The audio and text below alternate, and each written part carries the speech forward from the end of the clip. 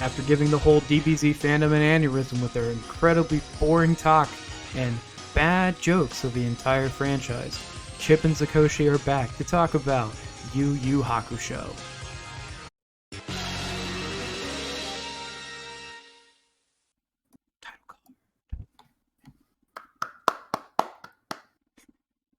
You did it first try this time. Congratulations. I did.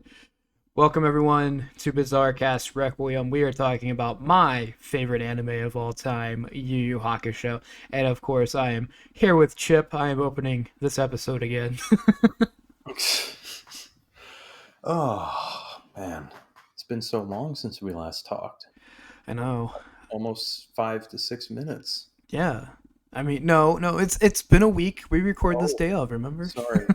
It's been a whole week. How was your week? Oh, you know, it was Same as last time we talked about it? Yeah, it was very weak.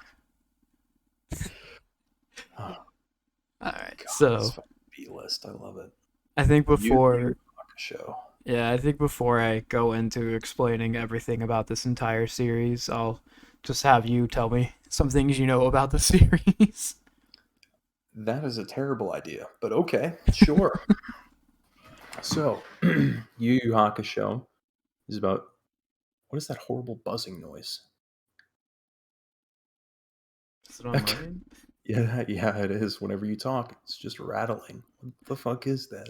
Oh, it's hold on, let me close the door. That's my AC. I love it. Oh shit, he's gone. Yu Yu Hakusho, I watched like Okay, I'm back. 4 episodes. How's it Hey, now? welcome back. Much better. Yeah, the AC is running. Hello everyone. Thanks for that short intermission. Oh, you're cutting that out? Dang. No, I'm keeping that in. Oh, word. I was talking to the audience. Yu Yu Hakusho follows a 14-year-old kid who had an untimely interaction with Truck-kun, but he wasn't sent to another world. Uh, Unfortunately, he was actually fucking killed and sent to, the underworld, where they had no idea what the hell to do with him. And he becomes a spirit detective, learns how to shoot lasers out of his fingers, and fights in tournaments to save the demon realm. Does that pretty much sum it up? Yeah, it's a pretty Pretty good high up. overview. You forgot the one key detail, spirit gun. But I said he shoots lasers from his fingers. yeah, true. He does do other things later on. But okay, let me deep dive into this amazing series and you can make jokes along the way or ask questions. Are you Oh, ready? please, yes. Enlighten me. So, yes, Yusuke gets hit by Truck-kun. Actually, he gets hit by Fast Muscle Car-kun because some dildo is driving too fast trying to impress this girl. But the reason he's hit is because, one, he's skipping school because, you know, he's a bad boy. He doesn't like to go to school. And he doesn't feel like dealing with this kid that keeps trying to fight him that he always beats. So he's walking around the streets of, I think it's Tokyo. It's never specified what city. And he sees this little kid crying because he's like playing with his ball in the road. So he starts like, you know, being friendly with the kid and stuff and joking around. Well, the kid kicks the ball into the street and he goes to grab it, but the car is like speeding and the Yusuke jumps out in front of it to push the kid out of the way. And yeah, he dies and he has like an outer body experience where he's like looking down and he's like, "Oh man, what the hell's going on down there?" He's like, "Oh Sucks shit." for that guy. Oh, Yeah, wait a minute. that's me.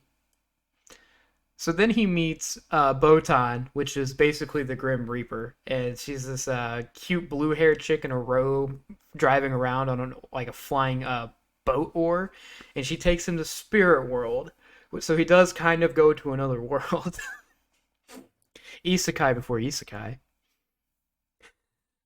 And he meets Koenma, who is like basically he's the human resources of Spirit World. Basically, he does all the paperwork that processes dying people and everything. And Koenma's like, yeah, so like you died unexpectedly. We weren't expecting you to die yet, and you were expected to go to hell, but because you were selfless, you know, we can't let you do that. Also, the kid would have been perfectly fine if you didn't do anything because the car would have swerved out of the way at the last minute and nobody would have been hurt. So, well done, I guess. So he's like, so look, here's what we can do. We can send you back, and we're giving you this egg, and you have to do good things and try to convince people to like you from the dead. And if you fill the egg with good energy, then you can come back. So he goes around and he starts flying around people he knows, and he's trying to figure out what they actually think. And the bully kid that he always beats up is like super fucking devastated that he's dead. His mom, by the way, I forgot to mention his mom. His mom is an alcoholic, and she does not work or anything, and she's fucking devastated as well. And this girl, uh, Keiko, who is like kind of the love interest, is his best friend at the moment. He always harasses her. It's stuff that would not fly today, like lifting up her skirt or grabbing her tits from behind. Not stuff that would fly today. And the principal of him was also very saddened because he wanted to actually help Yusuke, which was really nice to see. But there's some other teachers there that were like, "Oh, good, he's dead. No more runts and everything." So, anyways, Kuwabara, who is the bully, he has a test coming up, and he gets in trouble for fighting after school, and his gang gets put on a thing where they're not allowed to fight for a whole week. Or the one kid in the gang who has to support his whole family on a part-time job he won't be allowed to work anymore. A whole week without fighting. Yeah. Oh no. So he literally fucking jobs to all the bullies around because school gangs are like a huge thing in fucking Japan apparently. I never understood that with anime. But he gets beat up. He's just taking the hits, right? Well, it happens. He actually does it. They all go a whole week without fighting, and the teacher's like, "Well, now you have to all score at least a passing grade on, or at least 50 points on this science test." And everyone else is like, "Oh, I can do that. I did pretty good the last time," or "Oh, I just gotta study a little bit." Kuwabara is like, "Oh, I got a 12." Or I got an 11. I got a 9. And Yusuke laughs because he's like kind of watching the whole thing. And he's like, "Oh, what do you mean? I got a 12." Which is, yeah. So, anyways, he's like trying to study and it's not helping. People keep fucking with him. And Yusuke fucking invades his dream and helps him study, and he passes the test. And that's the plot of Yu Yu Hakusho. Now Thank you everyone for tuning in. that's just the first 2 episodes. So, Christ. anyways, then he's got to help Keiko with something. I I think he helps her. He figures out that they figure out he's still alive, and he needs somebody to transfer life energy into him to bring him back. Oh, I forgot to mention that the little boy he saved was at the wake. For his wake, and the kid's walking with his mom. He's like, "Are we ever gonna see Big Brother again?" And she has to fucking explain to a 3-year-old the concept of death and how he's never coming back. Oh yes, the 90s. So, anyways, he has to get someone to transfer life energy, and they have to do it by kissing, and he Cute. can't get a hold of his mom because that's weird, and he doesn't want Kuwabara to do it. So he's like, Keiko's the only one. So he keeps trying to give her signs. So he fucking possesses Kuwabara and chases Keiko around, but he has to beat up all of these bullies that keep picking a fight with Kuwabara, and he's all fucked up. And he finally meets Keiko, and he gets her to believe that it's Yusuke. And he's like, at this specific time, you've got to go to my house and kiss me, or whatever.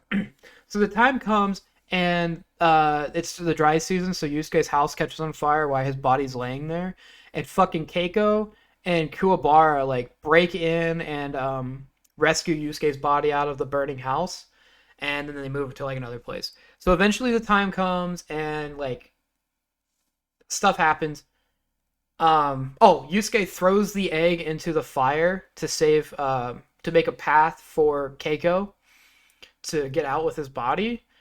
And then the time comes where she has to give the kiss, but she literally gets the kiss right before midnight because the stipulation they need to do it before midnight of a certain day. And he comes back to life. He's back. He goes to school again. The teachers are dicks. People fear him. Him and Kuwabara start getting along. Him and Keiko are still teenagers, not wanting to say they like each other. Mm-hmm. And now he's a spirit detective because that's like the stipulation. Because his soul didn't get eaten by the monster in the egg because he did a selfless act again to save someone else. All that good stuff. So now he works with Botan and Koenma, and he has his first case to discover these monsters that stole these artifacts from Spirit World. So he goes in, and now he has the power to use the spirit gun, but he can only use the spirit gun once a day at this point.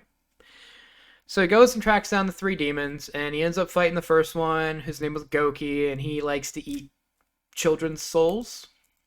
So he gets this artifact that can absorb souls. It's like an orb, and he like gets manhandled by Goki, but then he like shoots him in the fucking head with the spirit gun, and he gets Nice. the orb.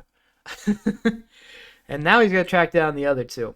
So then he tracks down one of the other ones, which his name is Kurama, and he finds out that Kurama is actually a school kid at another school, posing as a human, but he has a human mother, and he loves her, and he's only getting something to heal her. So he helps figure out a way to heal her, and Kurama's like, "You're a cool kid. I'm not gonna kill you, but if you ever need me, let me know." And now he's got to find the last one, whose name is Hiei, who is a like short Vegeta-looking dude. And he's shorter than Vegeta. He's this like emo kid, and he got what did he steal? He stole. I can't remember exactly what he stole, but it like powered him up, and it fucking he him and Hiei fight, and he beats Hiei like barely. So then he recovers, and he has to go. There's a tournament up in the mountains with a grand psychic, and he's told he has to go. So he goes up to the mountain with Kuwabara. Well, he runs into Kuwabara there, and this, if you've ever seen Hunter x Hunter, this is like kind of like the Hunter exam. They have to do these trials, like run through the Lost Woods and find the place, and then they have like a mini tournament, and then they introduce power levels, kind of. It doesn't make any sense, but like you've got strength, speed, and like spirit awareness was like the three powers that they chose. Yusuke has like decent speed and strength, but he has like horrible spirit awareness. Kuwabara has like, he's got better spirit awareness, but he's kind of equal. So they fight these people in the dark, and Kuwabara has to fight fuck, what is he has to fight like some dude, and he ends up being able to use his spirit sword using spirit energy. And then Yusuke has to fight this like a ninja dude that uses like cybernetics to see in the dark. He fucking shoots his fucking spear gun right in the head and beats him using the light of a cigarette. Some other stuff happens. They have to figure out. Oh, by the way, the reason they're there is there's this demon named Rando who steals fucking ancient powers from people. So Genkai, who's this medium there, is like running this tournament to be the successor of her and to teach her spirit wave and stuff too. So they go outside and they have the rest of it. Kuwabara has to fight this ninja dude named Hanzo, I think was his name. He's like this bald ninja guy with a swastika on his head because it's Japan and it actually means peace. Um, it's a Buddhist symbol for peace. And he like barely beats him by accident. Uh, and then he has to fight this other guy who is like this little monk dude that knows a bunch of techniques. And the monk dude like fucking shrinks Kuwabara, and it's like the scene from DBZ where like the Uzara Vegeta is like holding Goku and like squeezing him. Fucking breaks all his bones and makes him go back to normal size. So Yusuke starts fighting him. Turns out the little dude is actually fucking Rando, the guy is hunting down. And they fight, and Yusuke like he barely beats this dude is like fucking whipping his ass. And then Yusuke just gets really lucky that Kuwabara gives him the rest of his spirit energy to do one more spirit gun, and he fucking shoots him and knocks him into a thing of piranhas. Is there any questions so far? No, it seems pretty bizarre yet straightforward. Yeah. This is why it's wild. I Yeah. didn't watch the beginning. I watched like mostly the first tournament. Oh, this is kind of a first tournament in a way. So, anyways, Yusuke is now Genkai's student, so he's in the mountains with her training for 6 months, and then it cuts back to when he gets home. And him and Kuwabara like start hanging out and talking, and he's like, "Yeah, I got super strong, but it was fucking hell. She made me like get in a pit of snakes and stand on these like use my spirit energy to stay on this spike and stuff. Almost dies a bunch." And then Keiko's like, "Oh, Yusuke, you're back. I want to go to a movie with you." And they're like, "Yeah, I'll go." Well, then Botan calls him. It turns out he has to go on another mission. He has to go and find the four saint beasts because they're wanting to invade the human world. Jesus Christ. So He him and doesn't get a Kuwabara, day off. he does it. No, so him and Kuwabara, wait, hold on. I think no, this isn't that part yet. So him and Kuwabara jump through this portal to the demon world, and they end up meeting Hiei and Kurama because Koenma decides that they're not that big of a threat, but they can be useful. So the four of them have to go into Maze's castle where the four Saint Beasts are, and they have to get to the top and stop them. While in the human world, these like fucking mosquito things are invading, and they're like when they bite someone, they turn them into like a fucking demon. So there's a whole fucking B plot with Botan and Keiko going on with that, where Keiko like almost gets raped and shit. Um, well, not raped, but like murdered. But it was very implied that other things would happen. Gotcha. I was about to say those things aren't really terribly similar. No, but the dude had like rape eyes, but I'm pretty sure he was just going to abuse her to death. Jesus. Yeah. So they get into the castle and they have to fight this rock guy first, whose name I can't remember, but it started with a G. So Kurama goes first, and like this dude looks like a Graveler from Pokemon.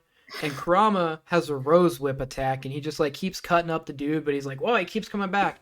Turns out he has like a tiny little red stone that pops up whenever he goes back to form, and that's his heart. So Kurama like does a thing, and he ends up striking it, and the dude like falls to pieces, and he's like, "Well, shit! Now I can't go back together," and they just move on. So then they have to fight this next guy who's like this giant like tiger dude. And his thing is that he can absorb spirit energy. Oh. And guess who fights him? Uh, Yusuke. Kuwabara. Oh. So Kuwabara starts fighting him, and he's using his spirit sword, but the thing is literally eating his spirit sword. Delicioso. Yeah, and he can also like summon these like weird like Cybermen kind of things. So he also has to fight. I can't talk. He also has to fight those, and eventually he like beats him, but he doesn't actually because they walk into the next room and it's full of lava and platforms, and the guy's back and he's like, "You gotta fight me in here." Kuwabara like literally by the skin of his nipples fucking survives beating him in there, and everyone thinks he's dead, and he's like all torn up and shit. And he like pole vaults over the lava with his spirit sword like extended. Literally, his move is one of his moves. This is the literal name is sword get longer. I love it. That's so good. Because what he does is when he first beats him is he has the sword shoved in his mouth and he says sword get longer, and it like basically makes the dude like inflate. That's how he beat him the first time. And then they get out of there. The guy falls in the lava. The whole party goes, and they get to this next room, and it's this like ice dragon assassin dude, right? Well, Hiei steps up, and he fucking bodies this dude. This guy doesn't get a single hit in. Fucking Hiei summons like a black dragon spirit thing, and he just fucking kills him like instantly, obliterates him. There's like not a fight there at all. And then they move on and they get to like before they get to the final tower. And at the same time as when Botan and Keiko are like dealing with the bugs in the real world, and where the teacher gets bit by one and hunts down Keiko, and he's literally like going to use her to death. Like that is the total energy that he's giving off. And it's fucking insane. And like as he's about to like kill her and Botan, the guys figure out how to get to the tower, and they just like shove Yusuke up into it. And like they're fighting these synthetic humans that look like plants that they grow for food in the demon world, apparently. So, that's a thing. So Yusuke gets up into the tower, and there's like this dude who has this magical flute that summons these mosquito things. And he's the one causing all the problems. And him and Yusuke have a pretty good fight. The guy's pretty tough, honestly. He uses like lightning powers. And then Yusuke ends up like barely beating him. And that he breaks the whistle and it kills all of the bugs and everyone goes back to normal and then they